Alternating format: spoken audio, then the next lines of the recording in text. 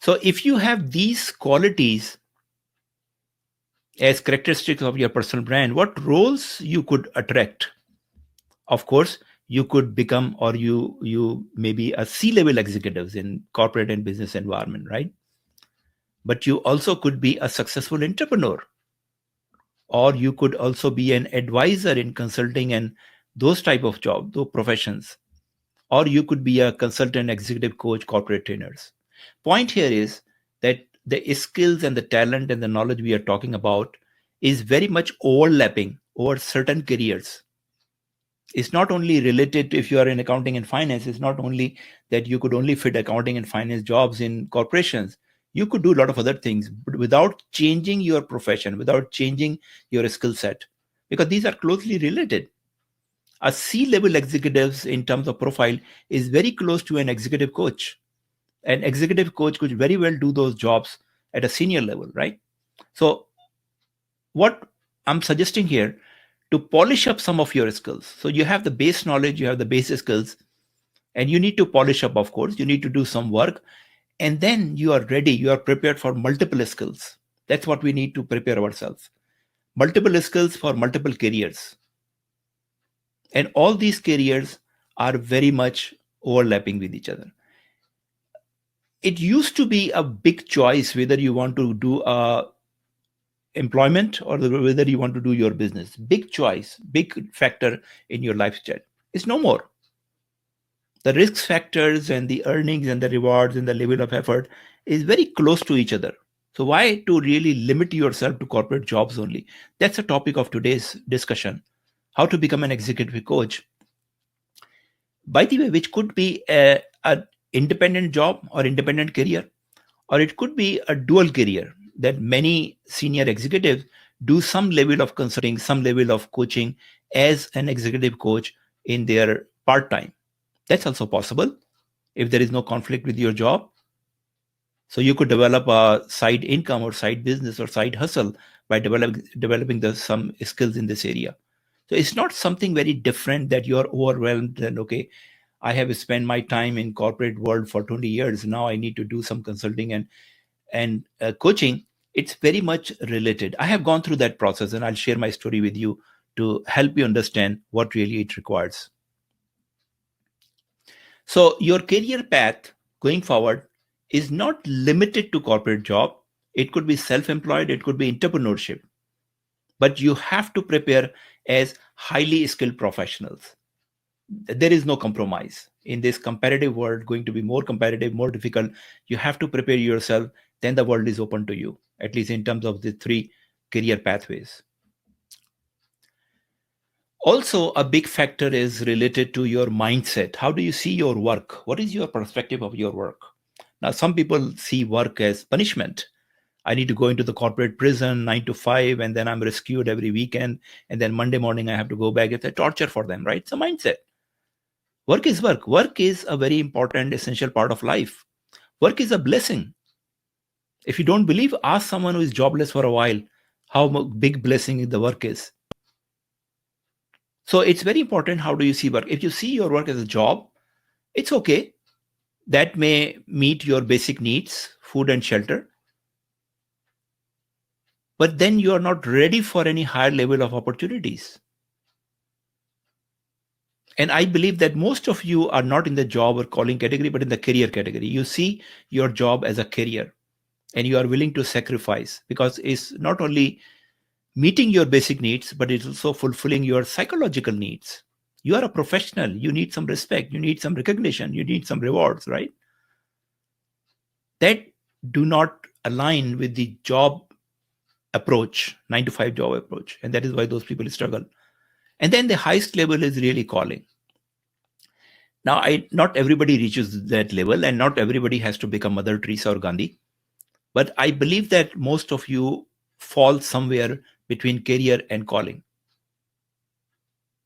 And wherever you are, the idea is try to upgrade yourself. It's really a blessing to develop the level of thinking where you see the world as your calling, how to help other people. Because as you grow in your age, you would appreciate more and more towards the top of this pyramid.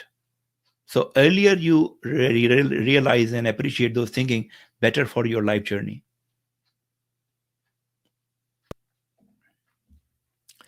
So your career path, three pathways or three options.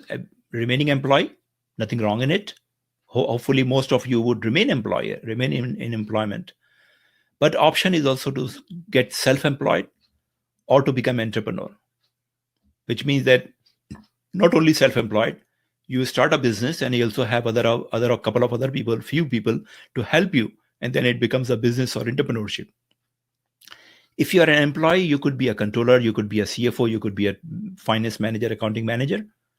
If you are self-employed, you can become an executive coach without much effort, because you have the base of basic skills more or less the same. You need to polish it up. And if you continue in this way, in this career path, you can become a managing partner, like you see a lot of people in the audit firms or the big four firms, or the consulting or the strategy consulting firms. So this is a very viable option for the class of people, segment of the people we represent here. So who is an executive coach? Let's try to understand that part. So executive coach is a highly skilled and experienced expert. He provides professional and leadership training, coaching, and advice. Nothing new in it. Who?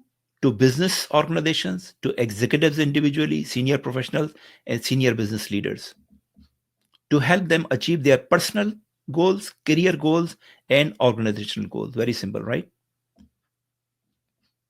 So you look at your background, you look at your career. It's not entirely different. It's not something that we are discussing or considering that from controller you become electrical engineer. That's completely different, right? It's not like that. It's very close. You need to tweak a little bit and then you're ready for this career. So how to become an executive coach? That's the main topic of today's discussion here. So first of all, the good news, it does not require any certification or licensing. Now, if you do a little research, you will find a lot of organizations or entities or colleges or schools or individuals are issuing certifications to become a coach. And many people falsely believe that the main thing they need to do to become a coach is get some certification. It's not true. It's not true. You never get or hardly get any assignment based on your certification. So certification is good if you really have a good certificate from a reputed organization is good, but it really does not matter. It's very much equivalent to having a lot of degrees and certification without capability to create and deliver results. Most successful coaches have no certification, but their reputation, they create results. So the most important criteria to become a successful coach is your results, is your experience. So don't worry about certification. As I said, that if you have something, is fine, but that should not be your main focus or main effort to get certified.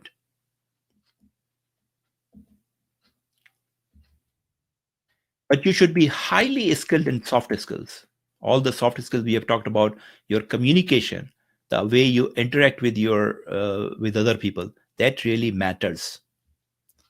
And your core competence in a special category. So the general profile is that you are highly skilled in leadership qualities and soft skills, but then there is a personal brand attached to it. There is some core competence you need to develop. You could be an expert in treasury or in IT or in merger and acquisition, something special. Like my personal brand is very much around strategy and leadership. That's my specialties.